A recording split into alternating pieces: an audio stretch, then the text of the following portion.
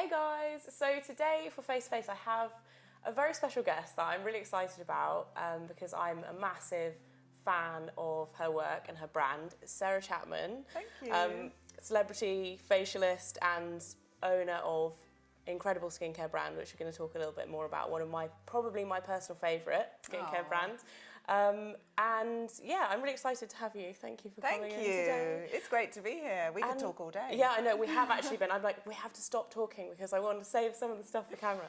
But the first thing I wanted to ask you about, and we have just been talking about this a little bit, is you seem to have had such an interesting and varied career history, and you've kind of done a little bit of everything. But how did you first get interested in and into kind of skincare and the beauty world in general? Right after I left school, I discovered you could train to be a makeup artist, which in my day, people didn't really know about makeup artists. Now, obviously, it's a profession that everybody knows about. We know lots of really famous makeup artists and they kind of become a brand in themselves. In my day, it wasn't like that, but there was a course that I discovered in London that you could go and train to be a makeup artist. And I think all the time, actually, while I was at school, I was quite makeup and hair obsessed, so I was always in trouble for having purple streaks in my hair or too much makeup so I discovered you could train as a makeup artist, so that was the first thing that I did, and then that led me into everything to do with beauty. So I trained as a makeup artist. I then did special effects makeup.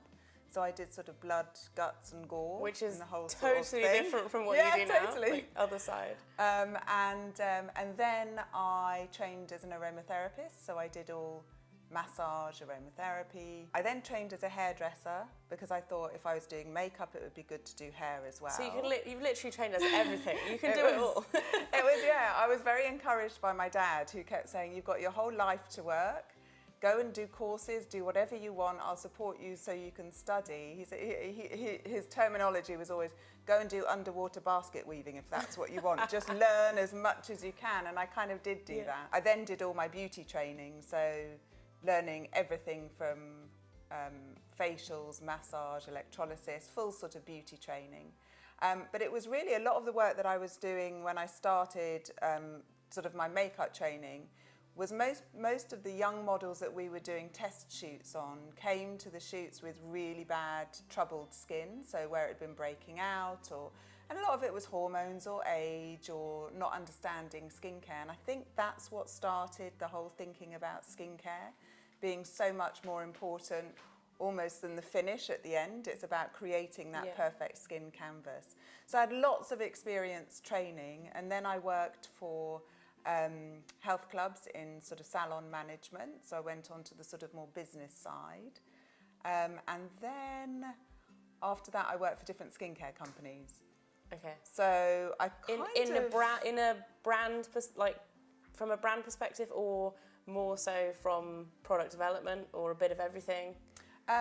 I've always been drawn to companies when they're quite small. So I worked with Environ for a while, with the amazing plastic surgeon that developed Environ. So whilst I wasn't working on formulation, because all that was done in South Africa, I worked so closely with them that I learned such a huge amount, particularly about vitamin A and different forms of vitamin A and how they can be used on the skin and what they do for the skin. And then you moved more into doing your own treatments at home, right? Yes, yeah.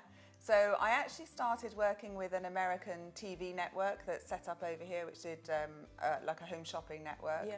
So I was their in-house presenter, and at the time it was a full-time role, but it was like 4 days a week. So I thought, what do I do with my other time? So a friend of mine, who actually was one of my clients that I used to look after when I was with Environ, moved to Australia, and she said to me, can you just look after some of my clients for me? Can you do their faces? And I'm like, well, I don't really do that anymore, but yeah, I've got time. And that is literally how I started doing treatments. So I had probably 5 clients, and then they told their friends, and then it grew and it grew, and then I had to move it out of home because it was just getting too big. So I took a room in Chelsea, and then I got too busy, so then I took somebody else on, and it really was a kind of organic growth. But I suppose, like you said, a lot of the experience that I'd had before probably was useful as I was doing that side of things. Yeah, so interesting to know that as well, because obviously now, how many years ago was that, are we talking? 10, 15, Yeah. maybe. So you jumped 15 years ahead, and you're actually, obviously building your own, have built your own incredible brand. So there's obviously all of those little kind of bits, jigsaw pieces come together now. Yeah. So interesting. And at that point, what products were you using, and why? Like, where did you see that gap in the market to create your own products? Was there something specific that was missing, or what products and brands were you kind of inspired by but thought you could add something to? Yeah, I mean, at the time, because previous to working with Environ, I worked with Darphan, so very much kind of French botanical aromatherapy, and also I had that history of training as an aromatherapist. So I saw this real shift in skincare where it started to go very cosmeceutical, and that's where I got into Environ, which at that time people didn't really understand why it was quite ugly packaging. You'd gone from this sort of beautiful big French jars, and then this was all kind of aluminium tubes and very much the scientific type of skincare. And I can see that people kind of wanted to get more results for their skin, and they just weren't getting enough. And I could see it with clients that I was working with, but talking to people. And so as that sort of shift happened, then people started to use the more technical skincare. I was using Environ, I used SkinCeuticals with Environ for a while, but then I used to buy products from Santa Maria Novella, which is the lovely Italian pharmacy. So I used to get their beautiful rose water and things, and I'd mix that into the treatment. Yeah. So you had real punchy science, but then there was the beautiful smells, and there was I still used Darphan products. So I used kind of a mixture. And it was one of my clients one day that said to me, I had my friend to stay, and she was in the bathroom, and she had this beautiful big jar, and she opened it and put her fingers in, and she said, and I felt so jealous. She said, because I went back to my Environ tube and I squeezed it out and I put it on and I hid it back in the cupboard. And I thought, why can't we have a product that has the same performance, the same kind of results, that real delivery of results that people want, but it be beautiful to use and look great and smell great and feel great. And that was the kind of, because people sometimes say, what was the light bulb moment? That was probably it when she said that. Is she still one of your clients? Yes. Yeah? Have you told her that moment? You're like, you really inspired it. That's awesome. And then when did the first product launch? First products launched in October 2008. Okay. After 4 years of development. And what was the hardest kind of hurdle for you to overcome in terms of setting up your own kind of, you obviously have your own business with the clinic, but in terms of setting up your own brand as a business, is there anything particularly really struggled with? The hardest bit, honestly, formulation. Yeah? Yeah, so I worked with 4 companies in the UK and I couldn't get the formulations that I wanted, because I really did want to do something that was different. And for me, it's not about putting an active ingredient in, for example, just so you can claim it on the packaging. It's about putting it in to get the result on the skin. And I really struggled with getting the chemists here to be able to do that, keep the product stable, have it performing. So I ended up going to a lab in the US, and that's where I did all my original products. So I would say probably, and still is, formulation is the hardest thing. I've discovered that I'm really particular.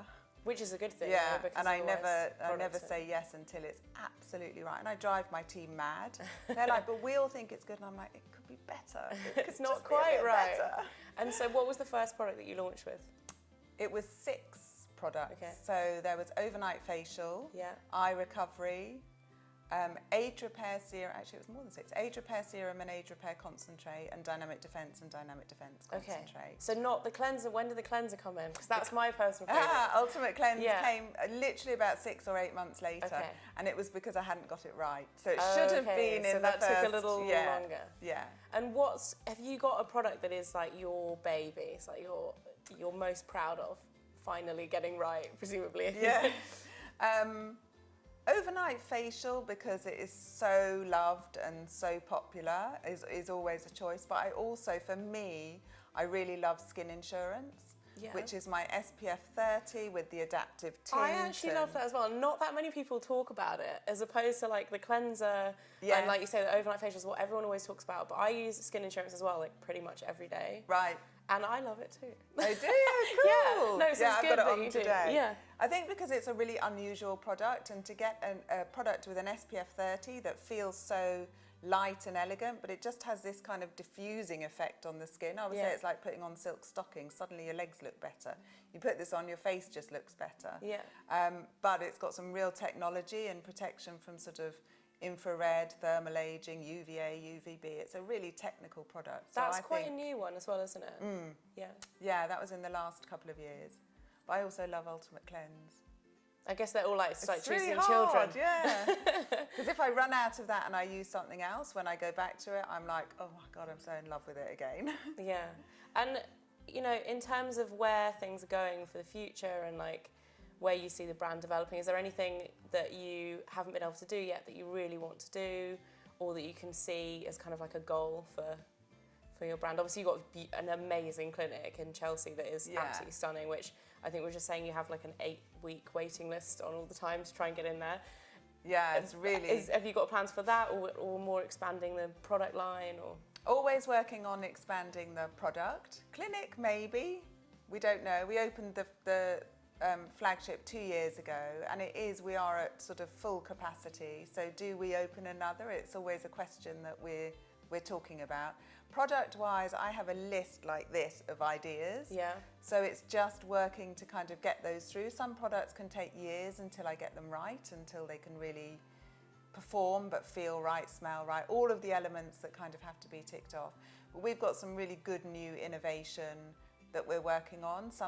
We're launching a new product actually, I think it's next week, which is a new booster. Oh yeah, I've tried it actually. Have you tried it? Yeah, your PR team sent it to me. Yeah. It's really good. It's really good for kind of rashy, sore, dry, irritated skin. And up till now, we didn't have something that particularly did that. So there's lots of ideas, lots of products happening. A new little concept we're working on in the shop for some micro treatments that will come soon. So there's lots of ideas. There's always new innovations, there's new trends, there's new ingredients that have been created and discovered. So we're always learning. Yeah.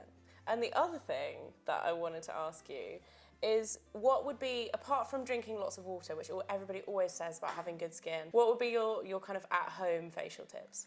First thing I would say, cleansing. Yeah. I think you can make a massive difference to your skin by cleansing properly. It helps your skin to perform, it removes all of the toxic pollutants that are going to cause cellular damage. So there's so many things. Cleansing isn't just taking your makeup off, it's actually really ensuring your skin against kind of the environment and everything else as well. So cleansing, I'd say, really important. And daily SPF, massively important. Because it's not just coming from the sun, it's coming from computer screens, from phones, we've got blue light, we've got so much damaging around us in terms of rays now, that I think it's really important to put a protective sort of screen on your skin every day. And then the last question is one that I ask everybody, which is the worst. It's a really hard question, but I always find it really interesting and quite a good insight into people's personalities. Is if you could have one song to be a soundtrack to your life, what would it be and why? I think that's such a brilliant question, but it's really difficult. Sometimes, you know, a lot of the times with these chats, it ends up being quite disjointed, so obviously totally unrelated to like what we've just been talking about, but I always find it really interesting. So I think it is really interesting, and because I'm in such a work thinking mode, we're talking about the business, it would be something like Bob Marley's "Get Up, Stand Up, Don't Give Up the Fight." Because there were so many times throughout sort of doing the business where I thought, this is impossible. And everyone said to me, you're trying to do something impossible. And I thought, no, I can do it, I can do it. So it has been a real journey, it has been a real fight. And I think anyone can achieve anything if they just go for it. So I would say it's probably that one. If it was about personal life, I don't know. No, it's good. I think that's a really good one. Thank you so much for taking the time out to come and chat. Thank you. It's been great to kind of get to know you and learn a little bit more about the business, and you know, obviously behind a lot of the products that I'm a huge fan of, and I know a lot of the people watching as well love. So yeah, nice to have you. It's been really nice to talk to you. Thanks, and see you guys very soon. Bye guys.